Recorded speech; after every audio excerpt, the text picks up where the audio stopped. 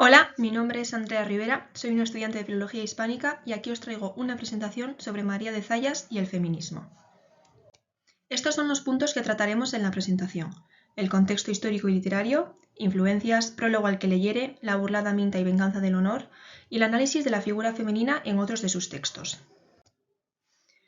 En primer lugar, y antes de centrarnos en la figura de María de Zayas, conviene realizar una breve panorámica de la situación social y política relativa al siglo en el que se enmarca esta autora, siendo este el siglo XVI, adquiriendo, por tanto, gran importancia la realidad e intelectualidad humanista. Esto último es de gran importancia, pues si bien no todos los humanistas abogaron por favorecer las oportunidades planteadas a la mujer, por considerarlas inferiores intelectualmente, algunos como Erasmo de Róterdam o Juan Vives abrieron el debate en torno a la necesidad de ofrecer acceso a la educación de las mujeres. Pese a que el siglo XVI centró el foco en las mujeres, factores como la Contrarreforma en el siglo siguiente redujeron las oportunidades de libertad de estas, calificándolas de ignorantes y reduciéndolas al ámbito doméstico. María de Zayas, tal y como veremos en algunos fragmentos, rechaza la concepción tradicional de la figura femenina como ángel del hogar y guardiana de la casa, pues presenta el hogar como un hogar violento donde la mujer se encuentra oprimida.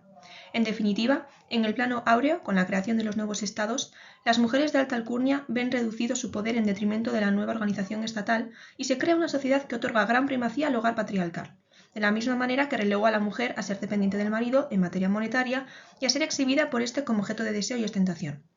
Precisamente Zayas observa una progresiva subordinación de las mujeres con respecto a los hombres, por lo que, conocedora de la corriente del amor cortés y la sociedad feudal, aboga por una vuelta al amor caballeresco donde reinaba la sublimación de la dama y no el aparente desprecio que impera en su época contemporánea, considerada propiedad.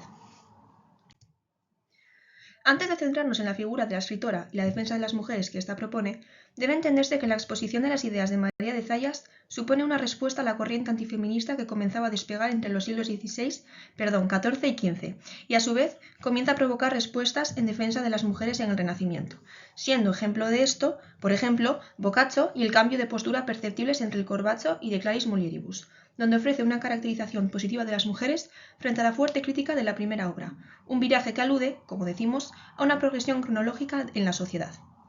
Asimismo, en la literatura medieval y en lo concerniente al amor cortés, se describe a la mujer en clave de su virtud y honra, eludiendo temas como su falta de derechos o libertad.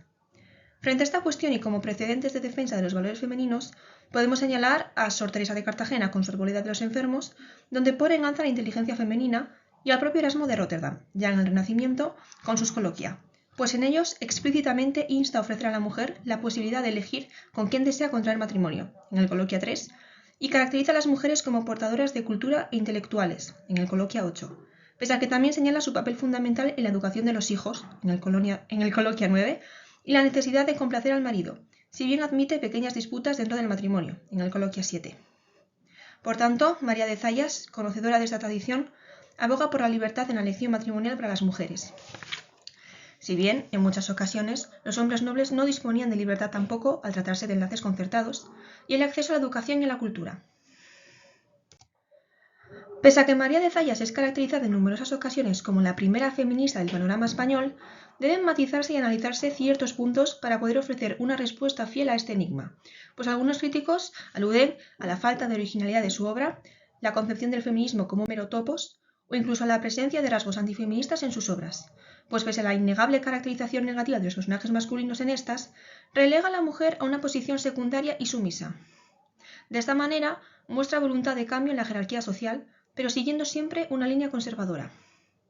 No obstante, y con ánimo de reivindicar la labor de Zayas, si bien es conocedora de los tópicos imperantes en el momento y la concepción mayoritaria de las mujeres en la época, demuestra su carácter erudito al emplear estos modelos para realizar una crítica a la misoginia del momento, transgrediendo estos códigos, siguiendo la estela de Christine de Pizan, por ejemplo. Por lo tanto, y antes de entrar en pasajes concretos, debe matizarse que el feminismo de Zayas debe entenderse de acuerdo al momento histórico del Siglo de Oro y no debe ser juzgado desde el plano de nuestra sociedad moderna, pues Zayas resulta una pionera en la reivindicación del acceso a la educación de las mujeres, rechazando la idea imperante de no estar intelectualmente capacitadas para ellos, la conciencia de subordinación de estas al género masculino, la injusticia social que esto supone y la necesidad de crear un sentimiento de hermandad entre las mujeres para abogar por su autonomía. Estos son los textos que comentaremos. Si bien la producción artística de Zayas puede dividirse mayoritariamente entre sus novelas amorosas y ejemplares de 1637 y los desengaños amorosos de 1647, resulta menester analizar la importancia del prólogo, titulado Al que leyere, de la primera de ellas, cuyo pasaje se adjunta a continuación. ¿Quién duda, lector mío, que te causará admiración que una mujer tenga de espejo no solo para escribir un libro, sino para darle a la estampa, que es el crisol donde se averigua la pureza de los ingenios?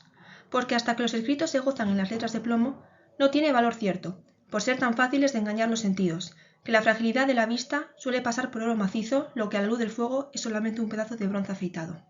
¿Quién duda, digo otra vez, que habrá muchos que atribuyan a la locura esta virtuosa osadía de sacar a la luz mis borrones, siendo mujer, que en opinión de algunos necios es lo mismo que una cosa incapaz?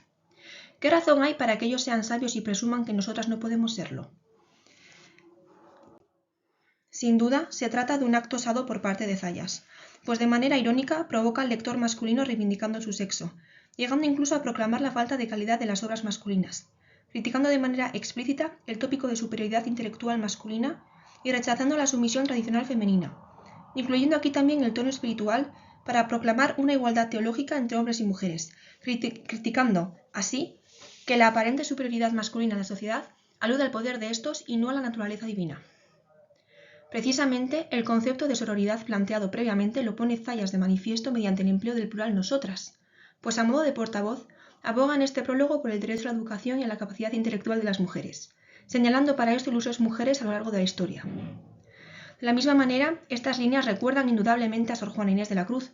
quien pudo tomar como referencia este prólogo, pues recuerda a sabias de la tradición clásica y medieval en su respuesta a Sor Filotea de la Cruz,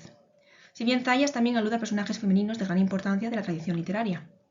Su obra está marcada por el afán didáctico, pues pretende defender a las mujeres y prevenirlas de los peligros de los hombres, para lo que sigue el dulce utile, el desear, enseñar y entretener. En este texto, más allá del tópico de modestia, se presenta el orgullo de ser mujer y publicar una obra, algo aparentemente únicamente posible para los hombres. Se trata de reivindicar la capacidad intelectual de las mujeres y abogar abiertamente por la igualdad, criticando precisamente que son los hombres los que por temor ponen límites al acceso a las mujeres a la educación o ponen en duda su valía académica sin ningún fundamento científico. No obstante, después de estas líneas y a modo de clausura del prólogo, Zayas apela a la cortesía y al topos humiliatis para instar a todos a leer su obra y mostrarse en cierto sentido sumisa ante el lector, incluido el masculino. Todo esto como un recurso irónico de transgresión de concepciones clásicas de la época, pues se vale de la concepción de la inferioridad de la mujer para vender su obra, la cual se centra en prevenir a las mujeres de los malos hombres, rechazar la postura tradicional de la mujer como víctima y la crítica severa a los hombres por su papel en la degradación de la sociedad.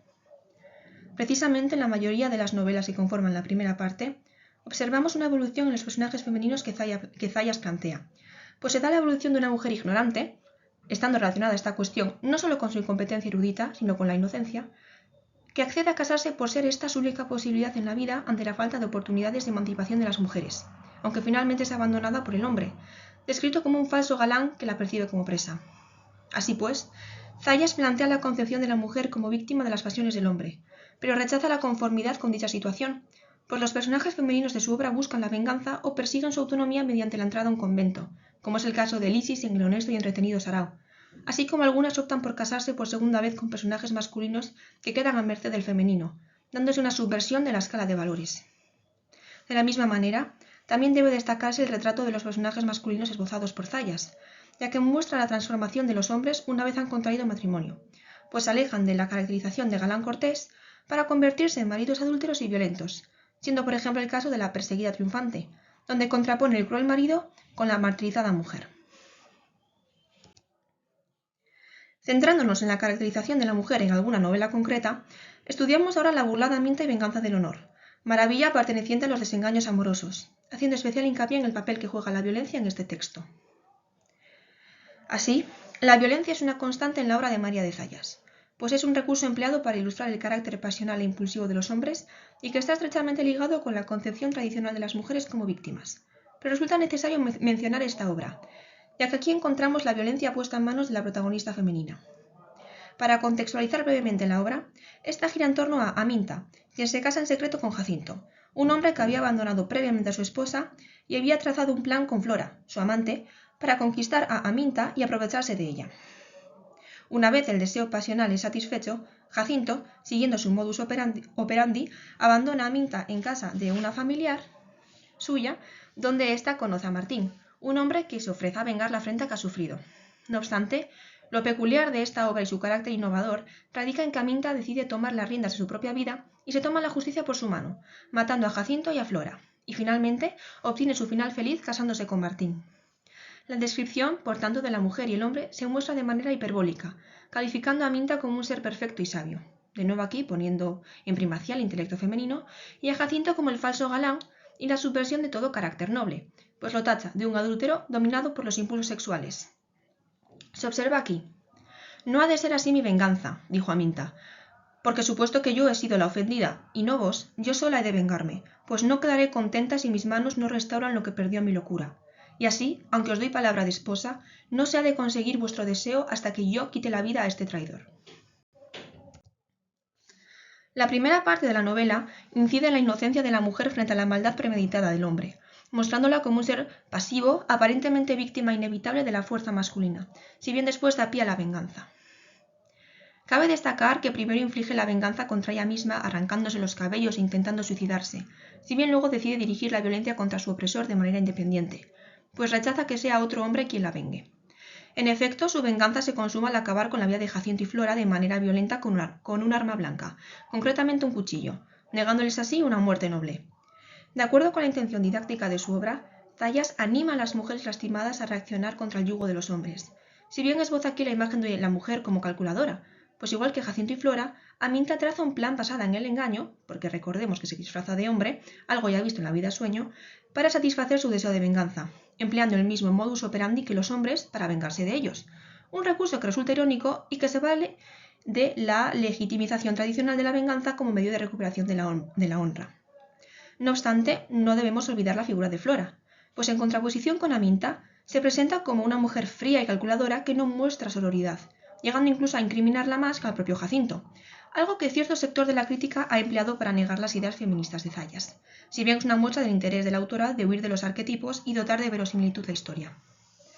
En lo relativo a la defensa del acceso a la educación por parte de las mujeres, Zayas plantea que el hombre duda de los beneficios que puede tener para su empresa el hecho de que su esposa se instruya en cuestiones de cultura, pues teme que vaya en su detrimento y que los saberes indujeran a la mujer a engañarlo, además de considerar la cultura innecesaria para las labores del hogar y la religión, actividades en ellas que recluía a su mujer, aunque finalmente aboga por el acceso a la cultura de las mujeres, pues es engañado por una mujer que él considera ignorante en una trama que recuerda mucho a la dama boba de Lope de Vega.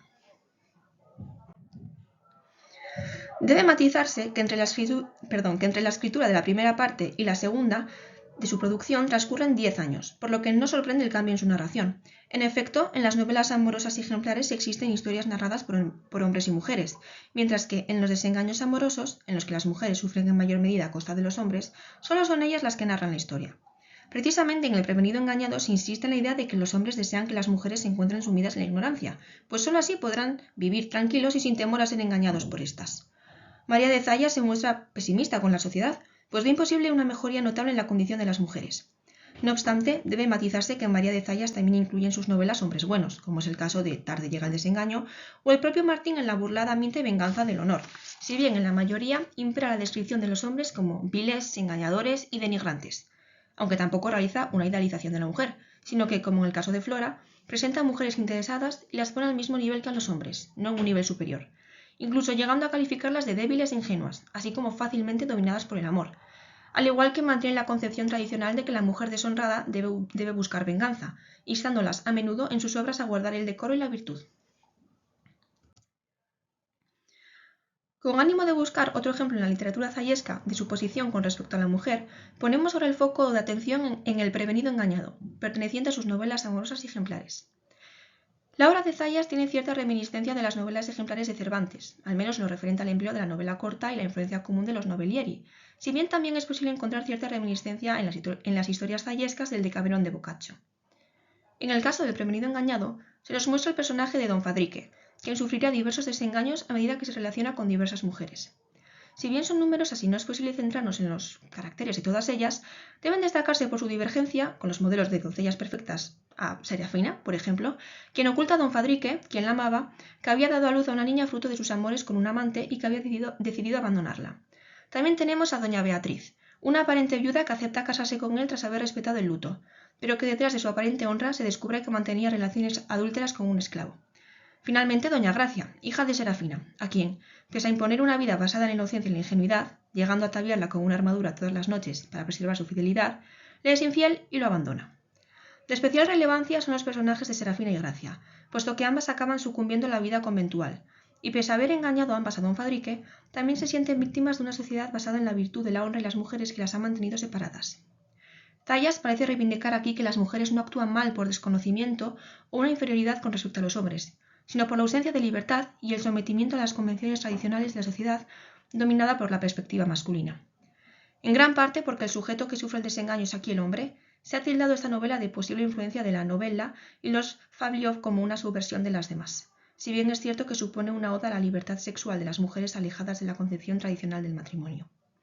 Efectivamente, se presenta aquí, además del personaje de don Fadrique como la voz del discurso misógino de la época que relegaba a las mujeres al ámbito doméstico, a la intelectualidad de las mujeres como un medio para favorecer el engaño a los hombres y el dominio de las bajas pasiones, particularmente en el caso de doña Beatriz.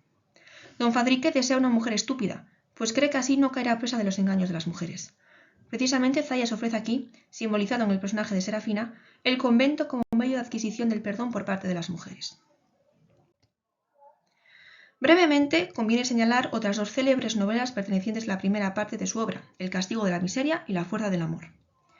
En el caso de la primera, es evidente la influencia de la cervantina novela ejemplar El casamiento engañoso para la escritura de esta obra, pues en ambos casos el personaje masculino desea casarse con la mujer para obtener un beneficio económico, pero es engañado y la mujer escapa con su amante, estando marcando el personaje zayesco, don Marcos, por la avaricia y la descripción típica del pícaro, y el femenino, doña Isidora, por una caracterización burlesca alejada del tópico tradicional de la mujer bella, representando de esta manera el engaño de manera más notoria. Así pues, al personaje masculino le falta astucia e inteligencia, pues creyendo engañar a su mujer y lograr ascender en la escala social, es engañado por ésta. En el caso de La fuerza del amor, escrita a modo de romance, se resalta la figura femenina de Laura, caracterizada desde el inicio hiperbólicamente de manera positiva, en contraste con la de don Diego Pinatello, quien, pese a jurar estar enamorado de ella,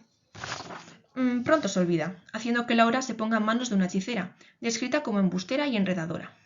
En esta novela, Laura se muestra dispuesta a confiar en alcahuetas y en la magia para recuperar el amor de Diego Pinatello, pero éste lo rechaza pese a todos los sacrificios hechos por Laura, por lo que ésta decide entrar en el convento para depositar su fuerza del amor en Dios, ya que el amor por el hombre le ha llevado a la miseria.